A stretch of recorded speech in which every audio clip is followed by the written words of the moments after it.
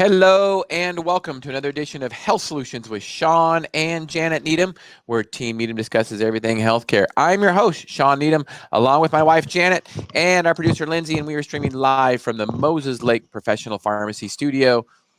And we have some wonderful guests back on today. I'm going to get to them in a minute, but let me give you a little bit of an update about what's going on with Health Solutions. So just want to let you guys know we stream here every Monday, 12:30 to 1:30 every Monday on Facebook. And if you want to get a hold of me, please message me on Facebook. You can always call us too, 509-537-0411. And even if you don't call us live, please do not forget about that number. I personally answer that number. I had a patient call me last week from a podcast that was 6 months ago, answered her question, got her fixed up in her healthcare needs, and that's why that number is there. So please refer to that number, use that number. It comes to my personal cell phone. Or message me on Facebook, and you can always catch us midweek podcast, usually on a Thursday, sometimes on a Wednesday. But catch out all the schedule on our Facebook page, the Moses Lake Professional Pharmacy Facebook page, where we stream live. So I'm going to introduce our guests, but they shouldn't need much introduction because I think they've been on 3, 4, 5 times now. It is Carl Duvall, and he is sharing his story of his weight loss journey. He has lost over 200 pounds since about a year ago, a little over a year ago, actually. And Carl and Tosha Stafford, who is an expert in bariatric surgery and helping patients after post-bariatric surgery to continue a good lifestyle. So Carl and Tosha, welcome to our show. Thanks for having me back. Thank you for having us on. Yeah, so Carl, give us a little update. Talk about where you were. I think it was April of 2019 where you first started this journey of your heaviest, correct? Yeah, I started it when I ended up in the hospital. It was probably late March. Ended up in the hospital with the blood clots and heart failure, congestive heart failure. Weighed in at 713 when they brought me into the hospital. So that's where it started. Where this journey started. I've been doing basically my whole adult life, but this journey started then. Right. And as of right now, I'm about 513-ish. So I'm right about 200 pounds lost. About 89, wait, what was it? 89 pounds or so since surgery, a little over a year ago. So. Okay, awesome. Well, congratulations, Carl. That is 200 pounds is a lot of weight. I'm sure you can feel that. I'm sure there's activities that you can do now that you couldn't do before. Is that correct? Yeah, there's a lot of things. My lifestyle is completely different now than what it was before. Basically before it was lay in bed, do my homework or study, get up, come out in the kitchen, eat, go to the living room, sit down, do that kind of stuff. But now I can, if I want to go somewhere, I can go in my car, go drive, do whatever I want, start to exercise a bit. Not bound to just being home anymore. So the freedom is great. But there's also a flip side to that. Freedom's great. Temptation's there now. I have things I can go get. So that's not easy. That's been tough. There's things at my disposal that there wasn't before. So that's been a battle. Janet, do you have any questions for Carl and Tosha? Well, I just want to commend you, Carl, because I've been following you on Facebook and watching how you've been able to live life more freely. And I understand the temptations, but it's so inspiring, I think, for us to watch your journey that, being able to drive again, being able to go places with people.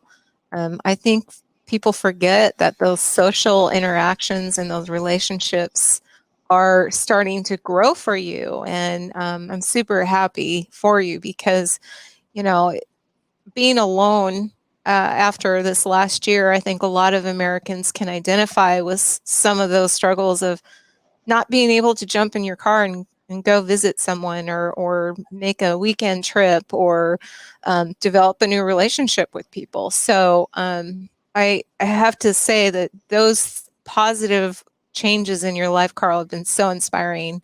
And I'm so happy for you because, that makes it worth maybe dealing with some of those temptations. Yeah.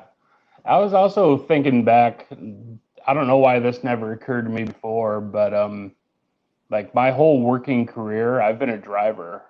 Like that was what I did for a living. I'm from high school. I delivered pizza, then I went to driving forklifts, then I went to delivering cabinets, then I went to driving around fixing cabinets in kitchens, then I went to driving school bus, and I went to driving combine for farmers, and all of a sudden I can't even do that. So not only did it take away my freedom, it took away like my identity as a productive person in society, which compounds your depression, which compounds everything.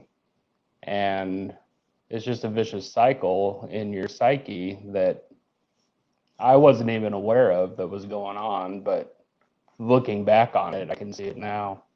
So yeah, it's made a big difference. Well, great job, Carl.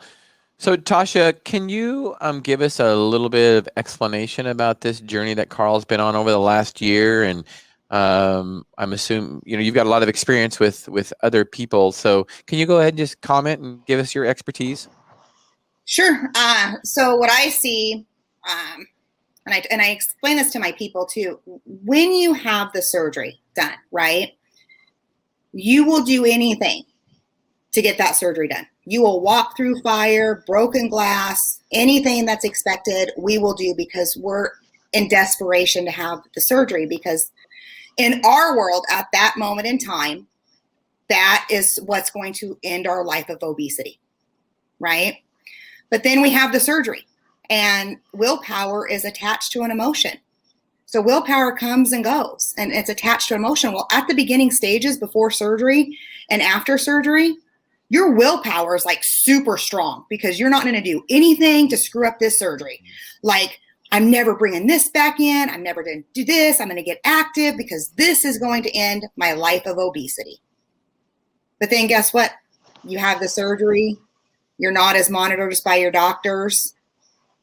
It's only a tool, right? Because it's just, you just limited our stomach capacity. That's it. You didn't fix my head. So then life starts to happen. We start testing the waters. Oh, I can eat this. Oh, I can drink this. Oh, I can do this. Oh, it doesn't make me sick. So guess what? We start testing the waters. But what happens in the middle of that is life is always throwing you different stuff. And unless you've been through really, really intensive programs, you haven't effectively learned to work through your emotions to not turn to food. So then what we do is we start turning to different diets. Like, oh, I'll try keto. I'll try intermittent fasting. When actually we just need to be eating a healthy, balanced lifestyle, watching the added fats and the carbs, because that's what led to obesity. But really working on that mindset is it's key. And in my opinion, that 1 year mark is about where you really, really need to start working on that mindset.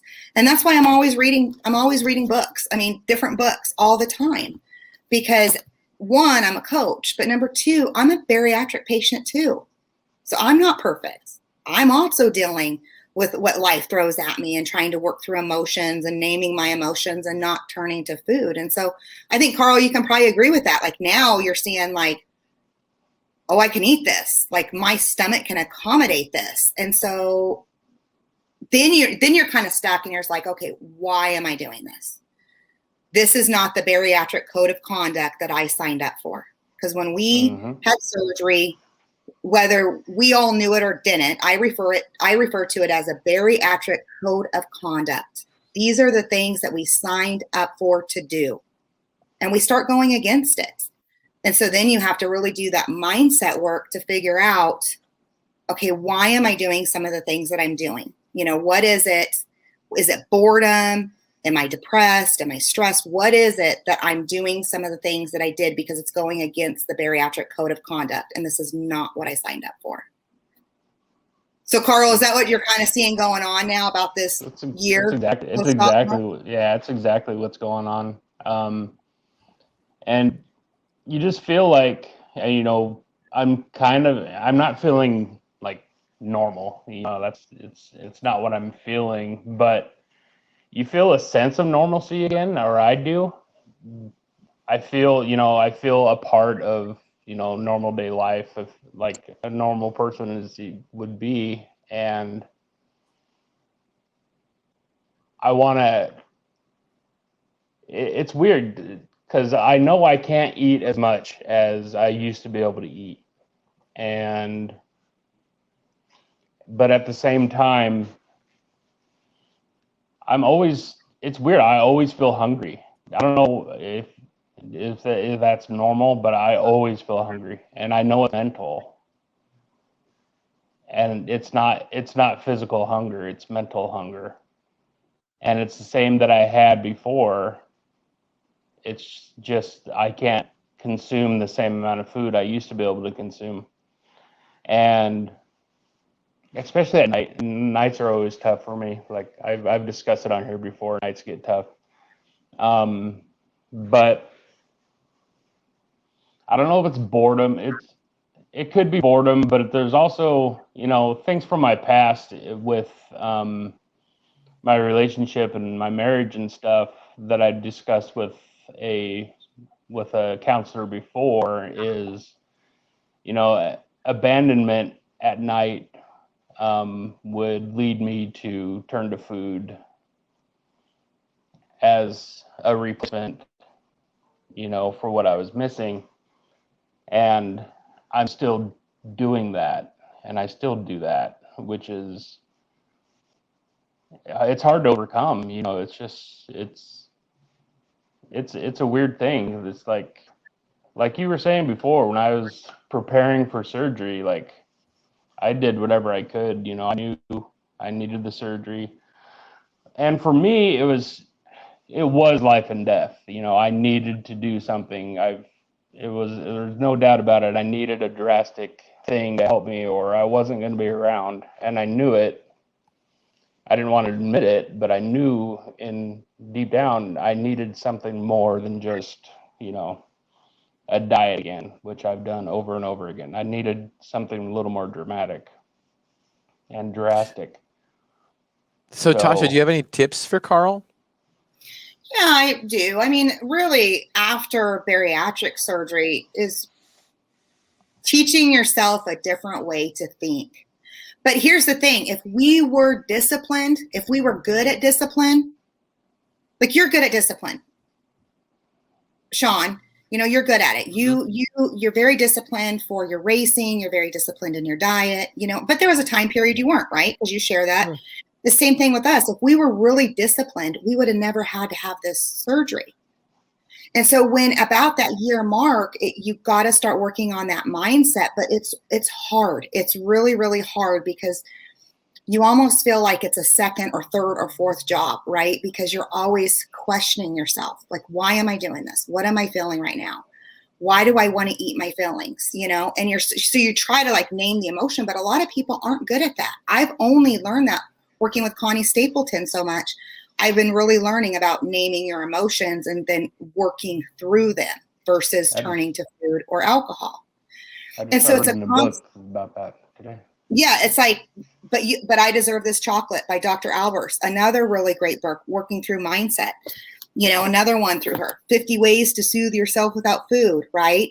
You're constantly doing that mental work, but you kind of get to this point where it's like, am I so broken that I can't get through this? Like, am I so broken that I can never reach my goals? Am I so broken that I'm always going to be overweight? And so then it kind of sparks you into a different mindset. So, Carl, what I would do, honestly, is I would set your goal every day. Like, this is what I'm going to focus on. And then once you really start nailing that habit down for 2, 3, 4 weeks, then you add in another habit, so it's habit stacking. Like I'm going to get out, I'm going to walk for 15 minutes, or I'm going to walk from here to here. And when I can get to that point, then I'm going to walk from here to here. But it's your habit stacking, right? I'm going to work on protein every meal, or I'm going to work on not snacking at nighttime. I'm going to work on journaling or reading a book instead of snacking. So you're constantly working on things.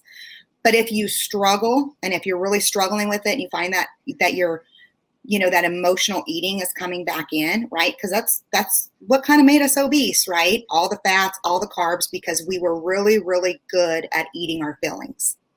And what we practice is what we do. We were good at eating our feelings. So now we have to get really good at not eating our feelings.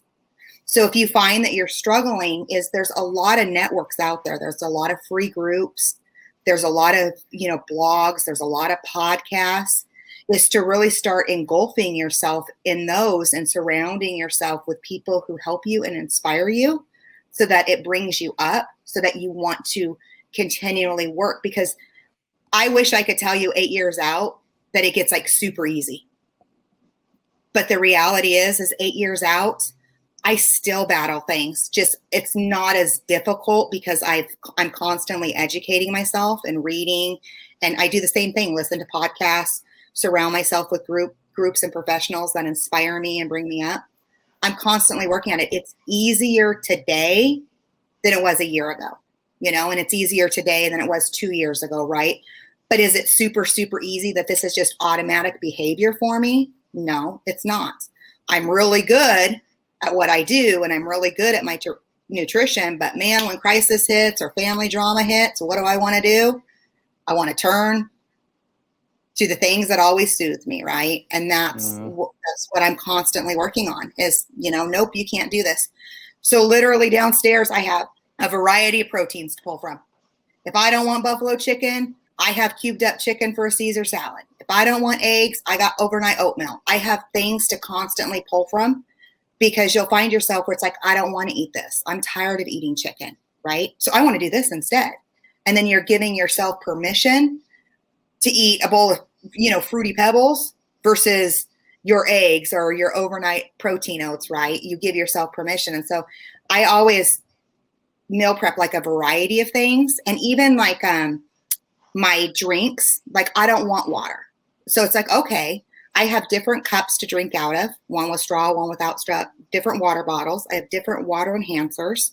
So if I don't want regular water, I have a water enhancer, so that I don't give myself an excuse and permission to derail and stop doing the things that I should be doing because I'm bored or because I'm frustrated, And so I would say that make sure you meal prep, but you meal prep a variety of things that are easy to pull from, to get your water in. Make sure you have a variety of things that you like to get your water in.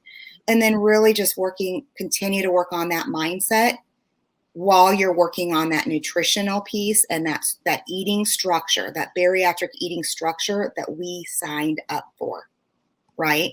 And then we signed up to continually working on our brain. It's constant. Mm-hmm. I actually started I sent Shawn the thing. I talked to him briefly. I've already showed him briefly, but I started it's actually starting today, a challenge that I'm doing. It's called the 75-day tough challenge. Mm-hmm. 75 days straight. It's a mental toughness thing more than anything. So 75 days straight, no cheat meals. You work out twice a day for 45 minutes each time. One of them has to be outdoors. You read 10 pages from a self-help type book. You take a progress pick every day and drink a gallon of water every day. So that's the 75-day challenge, which I just started today. That's a big challenge. It doesn't say anything about which I've never challenged myself like that before. And I need something to change my mindset and how I look at things. And I went out today. I swam for 45 minutes this morning. Went out and did a swim. I read in my book this morning, made a good breakfast this morning, took my progress pic this morning. So I'm off to a good, day one, but you got to start somewhere.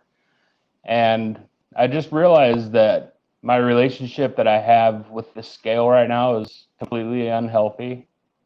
The relationship I'm having with food right now is completely unhealthy. Because, like, what I wanted out of this, which is weird and counterproductive, is like my whole life, like everything, like my whole adult life at least, everything has been revolving around food. And I wanted to get to a point where I wasn't so consumed with food. But after surgery, I'm even more obsessed with it and more consumed with it. And it's just getting to, I mean, I've weighed myself up to 3 times a day, and I know it's just water weight, and I'm sitting there watching. I just like to see the numbers move, and it's like, what am I doing? It's like, it's not actual. I'm not losing body fat. I'm losing water weight, because I'll take a water pill and I go, oh, look how much I lost today. And I'm not losing weight. I'm not losing anything substantial. I'm losing water. And I want to break that cycle. And I don't want to weigh myself while I'm doing this. I just want to follow the program, follow the challenge, and weigh the first day and weigh at the end of it, and break that cycle in my head of just being a slave to that scale. I don't want to do it anymore. I don't want to. When I first started doing this, it was once every 2 weeks, which was fine, because that's when I had my appointment with my nutritionist. Okay, I'm going to need to find out what I weigh. And that's what I would do. I wouldn't care about the scale. I would follow the program. If I lost what I was supposed to, cool. If not, then, and I did fine. I lost 100-something pounds.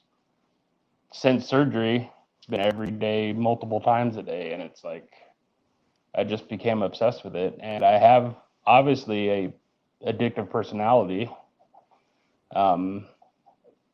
My family has that gene. My dad's side of the family, every male on that side of the family was an alcoholic. So I have that addictive gene in me, and mine's food. And now it's turning to, other things, and it's always something. So I replace food with, something else, and it's got to be, I'd rather it be something productive instead of, I think weighing yourself is destructive, and I don't want it to be that. It sure can be. I mean, the scale can be a tool to help weight loss, but I can tell you I've struggled with it too. I don't like being a slave to the scale, that's for sure. One thing that I've used the scale as is once I've, instituted healthy habits, then you don't need to weigh as often. But sometimes, in my experience, weighing every day would keep me on track. But by the same token, it can definitely, make it seem like you're a slave to the scale. But progress pictures, that's a good one too. There's always non-scale victories. How do your clothes fit? How do you look? I mean, how do you look is really important. I mean, let's think about it. We don't really care about how much we weigh. We care about how we look. That's really the truth, I think. Tosha, do you have any comments on this? I do. I would say, Carl, before you step on that scale, right, I talk about this bariatric code of conduct, and I'm actually putting it out in actually a Word document to everybody so that we really understand what we signed up for, is to ask yourself the questions. Am I doing what I should be doing to reflect the number that I want to see on the scale? And if the answer is no, don't step on the scale, because you're not going to like the number, and then it just puts you into this negative mindset, right? So then you go back to the drawing boards, and I have a whiteboard that I use for my challenge. I use this whiteboard for a lot of things. You go back to the drawing board and you say, okay, you know what? I haven't been doing what I should be doing. And I see 2 big transfer addictions. Alcohol and sugar are the 2 biggest transfer addictions I see post-bariatric. Is you have to go back and you have to say, okay, I'm not doing what I should be doing. Why? Why am I not putting my health as a focus and a priority? Why is the food taking so much control over me? Because you have so many things to be proud of. 200 pounds, you can drive again, you can walk again. You're not having the health issues that you've been having, right? But do you still have a little ways to go to really reach that optimal health? Absolutely. So it's like, where's the gap there? You know, it was so important for my first 200 pounds, and now I can do these things. Why is it not so important from 513 until 200, right? Where's the gap in there? And what do I really need to work on to make this happen? And I talk about this. I transfer addicted to alcohol after surgery. You know, I was single, no kids, great corporate job. And then all of a sudden I'm engaged to Chris, who has custody of his 2 kids, infection post-plastic, home build gone south, right? As soon as my life got uprooted, like I have never experienced in my life, I didn't turn to food because I'm not supposed to be doing that, but I turned to wine. And so I see the transfer addiction between a lot of people, sugar and alcohol. And you have to really work through that mindset to why do I do some of the things that I do? And so ask yourself before you weigh 3 times a day. I only weigh in on Mondays. I will not be a victim to the scale. I weigh in on Mondays, but before I weigh in, I ask myself, what'd your weekend look like? What'd your nutrition look like? You know, were you doing what you should have been doing, Tosha? And if the answer is no, it's like, okay, you know what? You're going to take whatever is reflected on the scale because that's reflecting your behavior. And I think Mondays are a good day to weigh if you're going to do it once a week, because, you know, weekends are typically where we don't have the best behaviors. And as much as I hate seeing my weight on Monday morning, I didn't want to step on the scale this Monday, because I overindulged over the weekend. Ate a pint of ice cream at one place. I just had to. I mean, a pint, that's a pound of ice cream. And I didn't really want to see it, but I didn't want to see the number, but I also wanted to keep myself on track. So, fortunately, I burned a lot of calories over the weekend too from exercise. So I was okay, or better than I thought I was going to be. So, but it keeps me on track. And if I didn't weigh for 2 or 3 weeks and I kind of overindulged over those 2 or 3 weeks, I would not be happy with the results. And then, you know, I got to lose 10 or 15 pounds instead of just 2 or 3 pounds. So, sometimes it can keep us on track, that's for sure, but it can have a negative connotation also. Well, and the thing is that you see too is I've been so good this week, so I deserve this. I've been exercising 3 times this week, so I deserve this. We don't deserve food. We don't earn food, right? We earn, because that's what led us to obesity, is not having any boundaries with ourselves. If I wanted Burger King, I ate Burger King. If I wanted McDonald's, I had McDonald's. If I want to stop by 7-Eleven and get nachos, a Score bar, and Pepsi, that's what I did. If I wanted 4 mochas because I was traveling through corporate America, that's what I did. I never had any boundaries around food. Whatever I wanted, I was a spoiled brat and I got it with food, right? And so we have kind of that same mentality now, like, I've been so good, I deserve this, right? Yeah. Like, no, I got to stop that. I don't earn food. I earn things to nourish my body that makes me feel good, but I'm doing these things because I want to do these things because they make me feel good, and I'm losing weight and I'm doing what I should be doing post bariatrics. So with that, I got to go, you guys. I have to cut this one short. But Carl, if you need anything, just message me. I'm always at my laptop. You know, if you need to talk on the phone, we can call each other. I'm more willing to help you out. You know, if you need any additional support, just reach out to me. I'm usually always around. Okay, I appreciate that. Tosha, thank you for being on. Always a pleasure. I appreciate your expertise. Thank you so much. Thank you. So, Carl, last week you had your annual update post bariatric surgery. Can you tell me, with the doctor, can you tell me how that went? They were actually kind of pleased. They thought it, I maybe could have lost a little more. The nutritionist thought, well, that's kind of what I thought you'd be, what I thought you'd lose. He wasn't surprised it wasn't more, just because I'd lost a lot before the surgery. Right. And a lot of people that come in and get that surgery don't lose that much weight beforehand. They lose like 30 30-pound range, then when they hit that surgery, then they lose a lot because it's such a shock to the system. The numbers, all my blood work came back good, except for my testosterone is really low. I've been on testosterone therapy for 6 weeks now anyway. We started because it was low. It was down. It was at 120, my testosterone Wow. level. Yeah. And so I started getting injections. He put me on 100 milligrams every 3 weeks. It went up to 275 after the first injection. So it kept me on that every 3 weeks. Then I had to give the whole blood work again before the year appointment. Then down again to 160.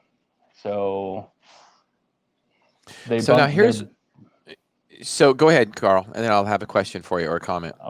Okay, so they bumped me up to 100, 200 every 2 weeks. They're going to basically tripling it now. They're going to bump me up to 200 every two weeks. So And what my doctor, what the bariatric doctor thinks is happening, or a lot of it, besides me just not following the program as close as I should, is she equates it to like a woman going through menopause with my hormones, which is my body's trying to hold on to weight just because my hormones are out of whack a bit. And, you know,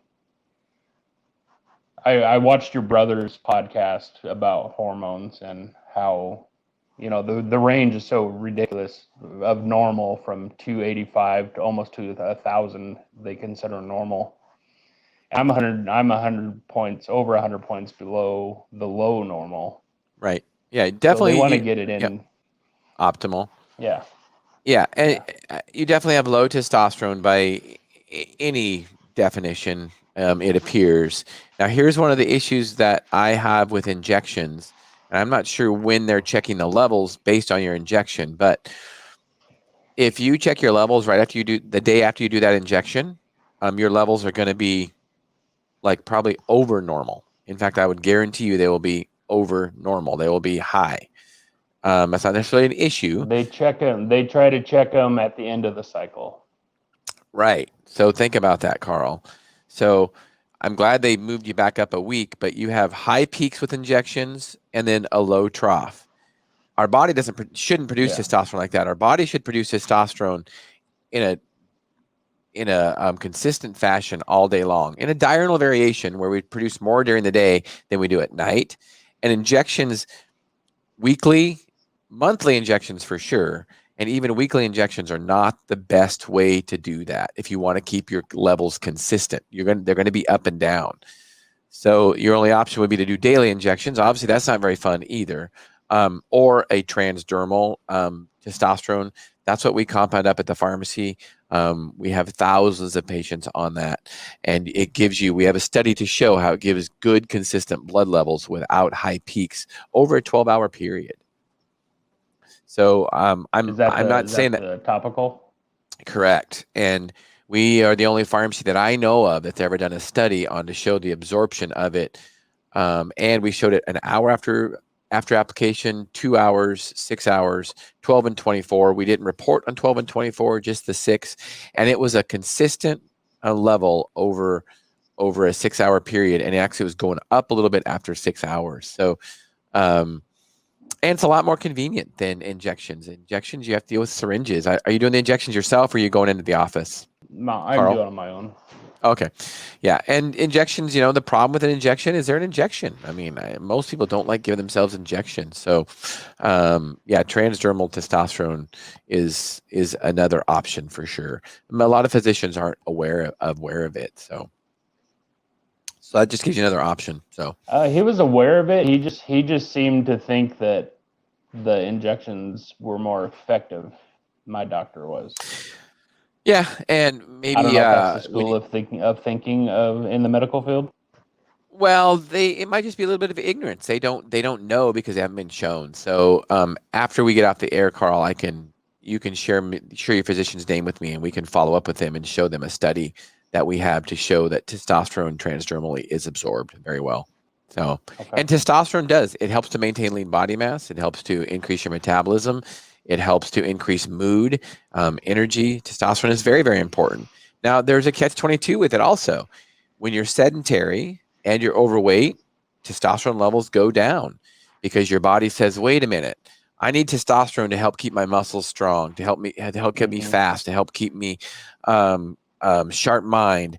And if you're sedentary, your body says, oh, I don't really need that stuff. So that's why, obesity is, can cause actually low testosterone. Now, the great news is when you lose weight, and especially when you start exercising, it stimulates your own body to produce testosterone. It's like, okay, I'm exercising now. I need testosterone to make sure I have strong muscles, to make sure I have strong bones, to make sure I have everything I need to keep myself fit. So that's why exercise is so important when it comes to hormone balance. Hormones are a piece of the picture, for sure, a piece of the puzzle, for sure. But, the diet and the exercise and the sleep are also very, very important. Yeah. Yeah, that's why, that's the main reason I'm doing this challenge that I'm doing, is just to change my mindset, change my everything, because I'm not doing it correctly. I know that, and I haven't my whole adult life. I haven't done it correctly, and I need something to just kickstart myself, and Yeah. no one else is going to do it for me. That's right. So do you have a goal in a weight after this 75-day challenge? No. Okay. I have no idea how my body's going to react or what. I don't want to set a goal. Right. Because if I hit that goal, then what? I just my goal is a different mindset. That's my goal. Yeah. That's what I want. So well, we should follow up with you in 75 days to see how your challenge went, because that's a big challenge. There's a lot of stuff in there to do. I hope it doesn't overwhelm you and you don't get burnt out on it. But realize this: it's only 75 days, Carl. That's only 2.5 months. It's not that long. I mean, you can definitely do it. Stay on track for sure. And I'm not even going to think of it as 75 days. I'm going to think of it as I got to wake up. I got to work out twice today. I got to eat good today. I got to read a book today, part of a book today. I got to take a picture today. I got to drink some water today. One day at a time. If I think of a big picture, if I think of a big picture, which I always do, kind of like when I was 700 pounds, I got to lose 450 pounds. That's a feat that no one wants to tackle ever. Right. But losing a pound a day. But I'm halfway there. Right. Because I've taken it in small steps. Right. So good. Well, yeah, let's follow up in 75 days and, keep doing well in the challenge, and keep us posted on Facebook so we can kind of follow you, and then we'll have an update on this podcast. I'm not going to post anything. I'm not going to post anything about this until it's over. I'm going to keep it kind of personal. So until I'm done with it. Awesome. So, but I'm taking pictures, taking videos of it. I'm going to do edit it and do like a video journal. Oh, cool. It's done. So yeah, can't wait to see that. So I'll do it that way. All right. Well, I appreciate you being on. You still are progressing, Carl. I really appreciate it. I know it's got to be really, really tough. It's a continuous struggle, I think, for many of us. Our weight loss is, and it's just something we just have to stay on track, and it's a lifelong journey. So I appreciate you being on and sharing your story. It's very personal. Yeah. All right. Well, we'll follow up to you in 75 days, Carl. Thank you for being on. Yep. All right. Thursday, we have Sam Tran on. He's going to be talking about, he's been on our podcast before. He used to work for Big Pharma, and he is going to discuss Big Pharma and what's going on with COVID and Dr. Fauci. So you don't want to miss out on that episode. It is actually 7:30 on Thursday. You don't want to miss out. 7:30. I think, right? Yeah, right. I don't know. Check our Facebook. It's either 7 or 7:30. I haven't decided yet. I don't think we've connected yet and made that finalization on that. So, but check it out Thursday. You can always watch later. Also, you don't have to watch live.